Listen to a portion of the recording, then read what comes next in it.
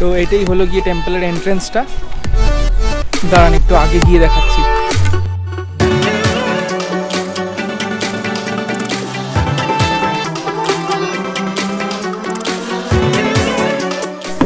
So let's go to the next destination.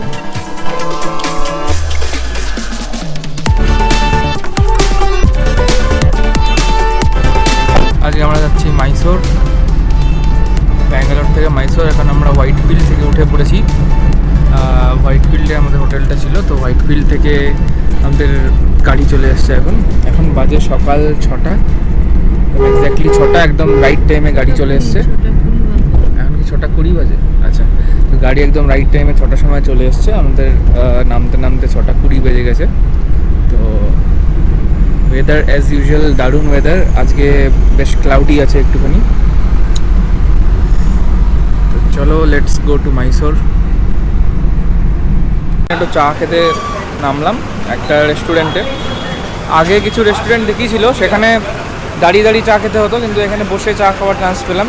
আর একটা জিনিস, এখানে আমরা চিনি ছাড়া চা খুঁজছিলাম মার জন্য, কিন্তু চিনি ছাড়া চা এখানে নেই, চিনি দিয়েই চা। আর কফিও নেই এখানে। চাটা মোটামুটি ঠিকঠাক আছে। আর বিস্কুটটা একটা খেলাম, খুব বেশি মিষ্টি। এখন আমরা কারেন্টলি স্যাটেলাইট বাস স্ট্যান্ডের সামনে দিয়ে যাচ্ছি। চাটা মোটামুটি ঠিকঠাকই ছিল।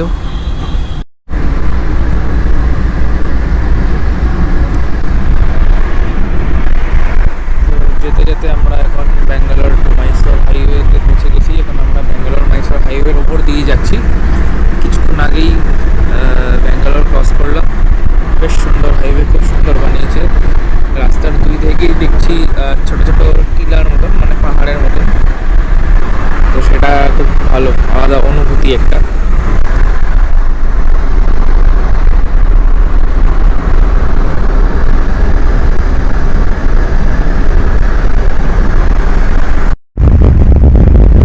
রাস্তাটা কিন্তু দারুণ করেছে। এটা 4 লেন হাইওয়ে করেছে।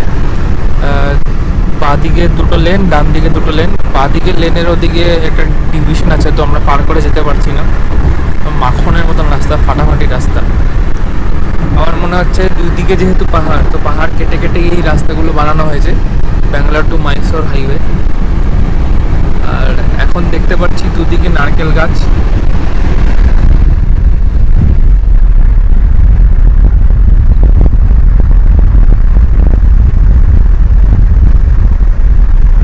আর ব্যাপারটা আরও বেশি ফ্যান্টাস্টিক লাগছে, কারণ ওয়েদারের জন্য।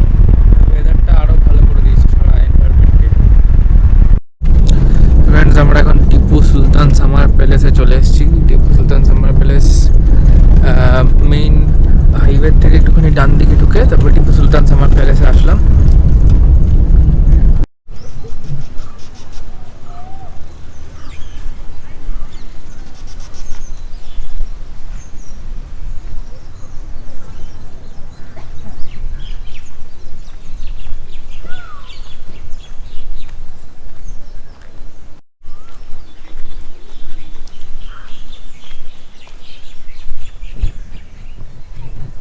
ওই যে প্যালেসটা দেখতে পাচ্ছেন আপনারা ভেতরে, ওইটা হচ্ছে টিপু সুলতানের সামার প্যালেস।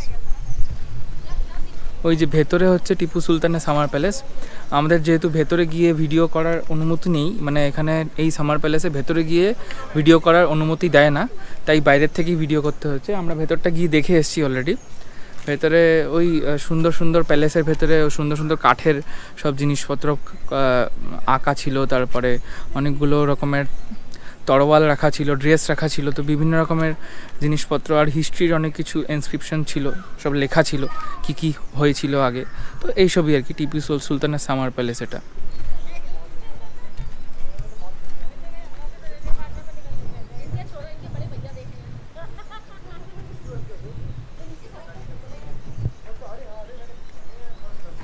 আর একটা অদ্ভুত জিনিস, এখানে আসতেই আশেপাশে ময়ূরের আওয়াজ অনেক শোনা যাচ্ছে।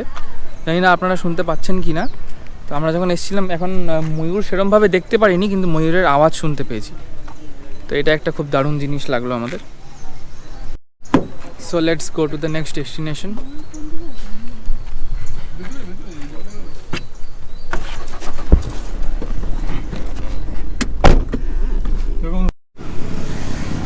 তো আমাদের একটু খিদে পেয়ে গেছে, তো আমাদের যে গাড়ি চালকটা আছে সে আমাদেরকে এই হোটেলে দাঁড় করালো। এই হোটেলটার নাম হচ্ছে হোটেল হাল্লি। মানে দেখি এখানে ভেতরে গিয়ে কী পাওয়া যায়।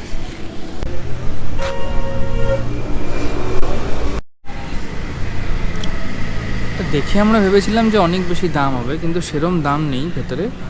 তো মোটামুটি নর্মাল রেটেই সব কিছু আছে। আচ্ছা, ধোসার 90 টাকা, তারপরে একটা পোঙ্গাল রাইস বলে একটা জিনিস আছে সেটা দেখলাম 30 টাকা করে, তারপর কফি 30 টাকা করে। আর ভেতরের যে অ্যাম্বিয়েন্সটা এটা কিন্তু বেশ ভালো, বেশ বড়, আর পাথরের একটা অ্যাম্বিয়েন্স আছে, মানে পাথর লাগানো সব ওয়ালগুলোর মধ্যে, আর খুব সুন্দর সুন্দর ছবি লাগানো আছে। বাবা, আলু বিরিয়ানি আছে, মুগলাই বিরিয়ানি আছে, হায়দ্রাবাদি বিরিয়ানি আছে, হান্ডি বিরিয়ানি আছে, পনির বিরিয়ানি, ভেজ বিরিয়ানি।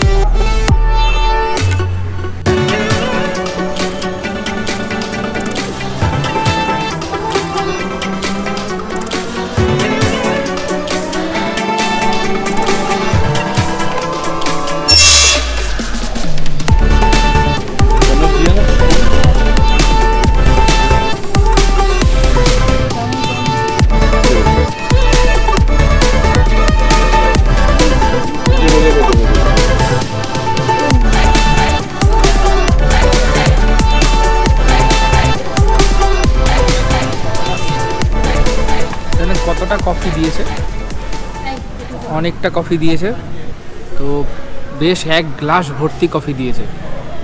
তো এটা বেশ আনন্দের বিষয় আমার জন্য, আমার ভাল লাগে। কফিটা দারুণ, তো কফিটা এখানে দারুণ। তো আমরা যেখানে খেলাম মশালা দোসা আর একটা খিচুড়ি মতন খেলাম, যেটাকে বলে এখানে পোঙ্গাল রাইস।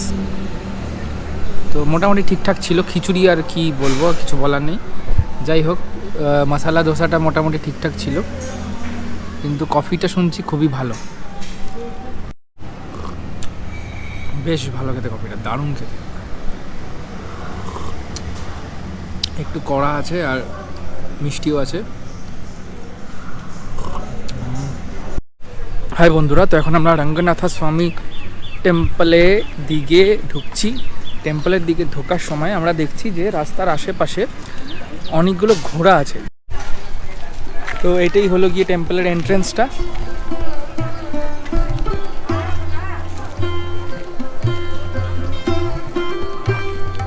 দাঁড়ান একটু আগে গিয়ে দেখাচ্ছি।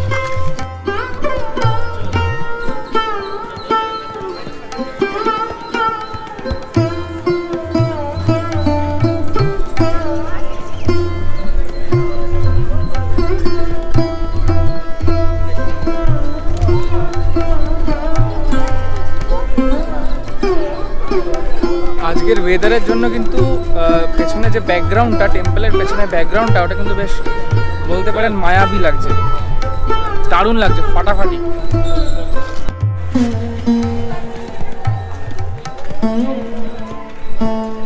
মন্দিরের বাইরে অনেক এরকম দোকান আছে যেখানে সব সাজানোর জিনিস, ছোট ছোট টুপি, ব্যাগ, পার্স, সব যেরকম জেনারেলি মেলাতে থাকে ওরকম মন্দিরের বাইরে আছে। এখন আমরা চামুন্ডি হিলসের দিকে যাচ্ছি রঙ্গনাথ স্বামী টেম্পল দেখার পরে। তো ওই যে সোজা টেম্পলটা দেখা যাচ্ছে, এক্ষুনি দেখাবো আপনাদেরকে, একটা পাহাড়ের উপরে।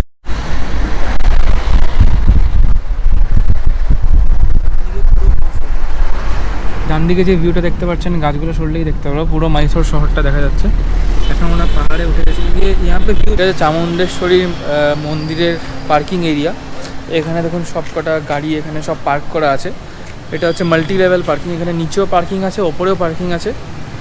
তো আমরা একটা কাজ করব, আমাদের জুতোগুলো সব গাড়িতে রেখে যাব, যাতে আমাদের ওপরে গিয়ে আর জুতো সাবমিট করতে না হয়। মন্দিরের মা চামুণ্ডেশ্বরী মন্দিরের দিকে আমি চলে এসেছি। এখন এখানে প্রায় অনেকটাই ভিড় আছে। জিজ্ঞেস করলাম ভিডিও করা যাবে কিনা, ওরা বললো যে ভিডিও করা যাবে, তাই ভিডিওটা করছি সাহস করে। দেখি কেউ আটকায় কিনা বাইরে। দোকানদাররা তো বললো যে ভিডিও করা যাবে, আপনাদেরকে ভালোভাবে দেখাতে পারবো তাহলে। আর ব্যাপারটা হচ্ছে যে পার্কিংয়ের পরে এখানে অবধি হেঁটেই আসছি আর কি। যেটা ভেবেছিলাম যে অন্যান্য মন্দিরের মতন অনেকটা উঠতে হবে, চড়াই করতে হবে, কিন্তু সেই ব্যাপারটা নেই এখানে।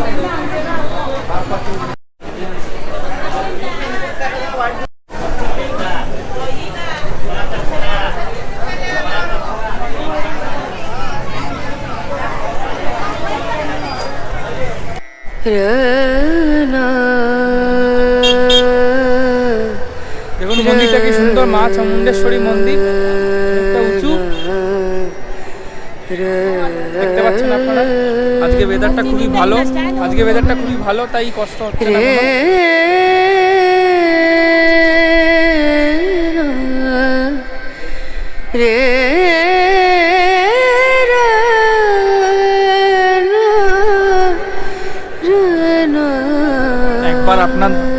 একবার আপনাদের টেম্পলের ভেতরে ঢোকার ভিড়টা দেখিয়ে দেবো। দেখুন খালি কত ভিড়।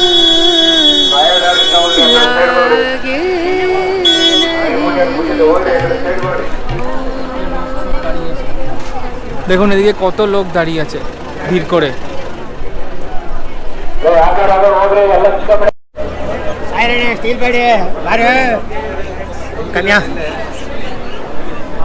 गुड लैक चामुंडी कमिया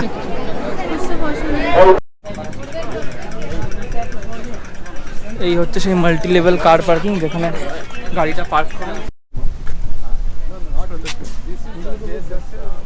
এইটা হচ্ছে গিয়ে মাইসোর ভিউ পয়েন্ট। পুরো মাইসোর শহরটা এই ভিউ পয়েন্ট থেকে দেখা যাবে।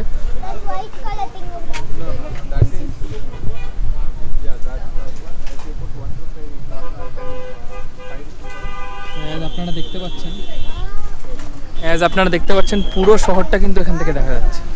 দারুণ।